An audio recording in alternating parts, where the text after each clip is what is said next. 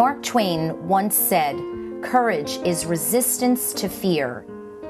It's mastery of fear, but not absence of fear." This disease is devastating, but it is also something that can be fought. ALS is a neuromuscular disease which takes over your body. What's happening is the little message center, the motor neurons, the messages aren't getting sent to the muscles, and the muscles are dying. Unfortunately, we don't have a cure, and we don't really have a specific cause or reason why people are afflicted. I was in the Honor Society when I was in junior high school, and we had to do these spoken presentations, and I did mine about Lou Gehrig's disease. And I remember because I couldn't pronounce amyotrophic lateral sclerosis. I thought it was something that you inherited. I thought that old people got it. I didn't think you could just get it. When I started getting symptoms, it wasn't even in my mind. It was symptoms like muscle twitches. I had the weakness that was spreading from one part of my body to another. And I just remember being like completely horrified because it was almost like, you get a feeling that you know something, and even though you might not have all the information. And I was like, I bet I have ALS. Our mantra is not that this is a terminal disease and you're going to die. Yes, we're going to acknowledge that we don't have a cure, but we are here to at least help people maintain a quality of life through our services and education and recreational and fun programs.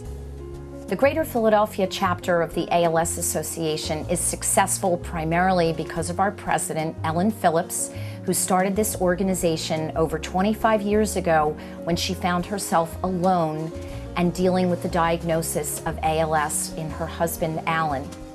Through Ellen's efforts and the efforts of her mother, Malvina Charlstein, they band together and they decided that this disease needed support and needed awareness.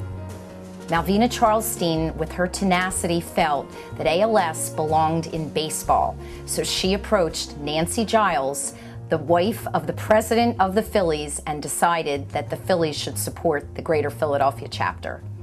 We've really been blessed to be involved in the association. I found that getting involved kind of empowered me to do something about this disease that you can't do anything about. For me, the association has benefited me on so many levels. I would say to any company that serves their community, really looks to make a commitment, and in our case, a difference.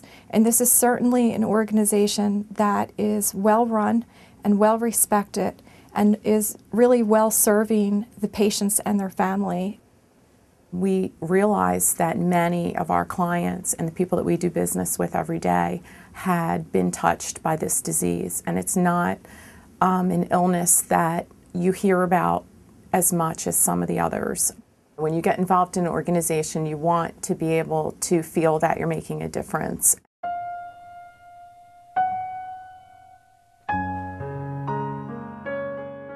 I was a boy band.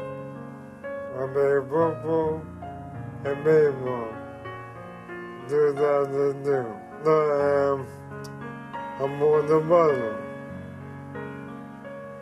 And I mean in my arm. And like a heartbeat in my left arm. And then 2004. And then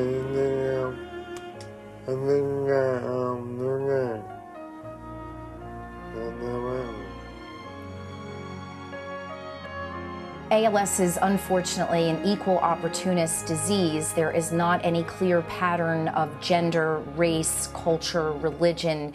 It seems to afflict anybody, anywhere, and we have patients that are as young as mid-20s, and then we have patients that are actually diagnosed in their 90s. I think that it's just one of those diseases that's really under the radar. We as business leaders in the community can shed our own light on this disease.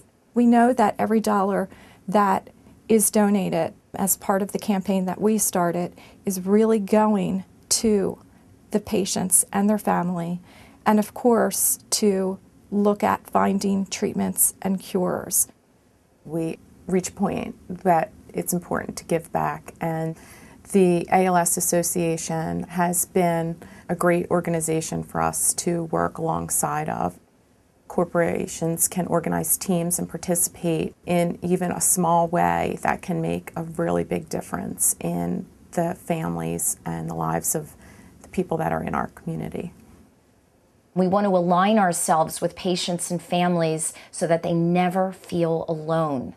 That's what's most important, is that they don't feel that there's no hope. We do so much that we want to continue our efforts, and we can't do that without your support.